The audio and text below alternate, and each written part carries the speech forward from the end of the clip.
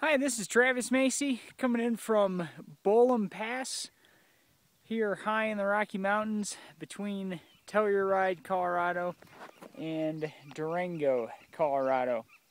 As you know, I'm all about helping people make the most of life through dynamic living and peak performance. And the purpose of this video is to talk a little bit about how to make the most of your training while on vacation with your family. Because if you want to do those things, living dynamically, part of that is spending great time with your family, having vacations, and if you want to go for peak performance, you got to keep the training going during this time. So here are my 4 tips for making the most of your training and your family time on vacation.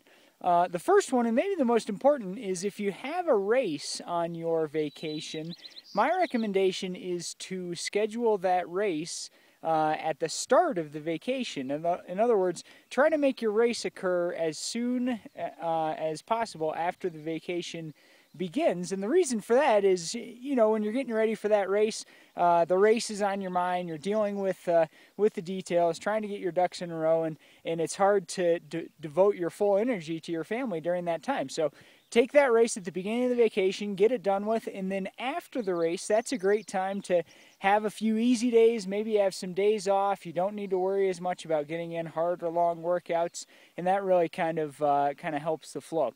The next tip, when you are going to do some training on the vacation, get your stuff ready the night before and start early. I think that's a real key. You know, if you're like me and you have 2 little kids, you know, you're going to be hanging out with them all day, and it's not fair to one parent to have to do all of that all day. So get up early. You know, the good thing if you're in the summer like this, it's light enough at 5 a.m. to start your mountain bike ride. So get up early, get all your stuff ready the night before so you can get out of your camping spot or your camper or your hotel room or whatever without waking up the kids, and get rolling. All right, tip number 3 is communicating. I think communicating with your spouse or whoever it is that you're traveling with is definitely important. Make sure you let that person know and have an input on when are you going to train, when are you starting, when are you going to be back. Tell them where you're going to go.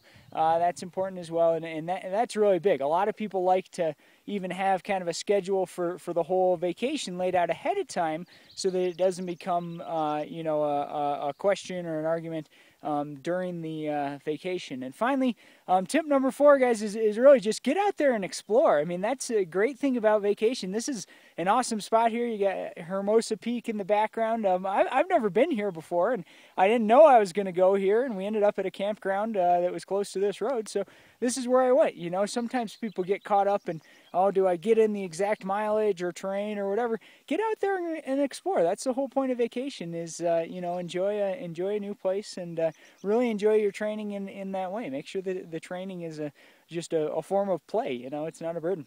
All right, that's it. Hope this is helping you on your way to dynamic living and peak performance.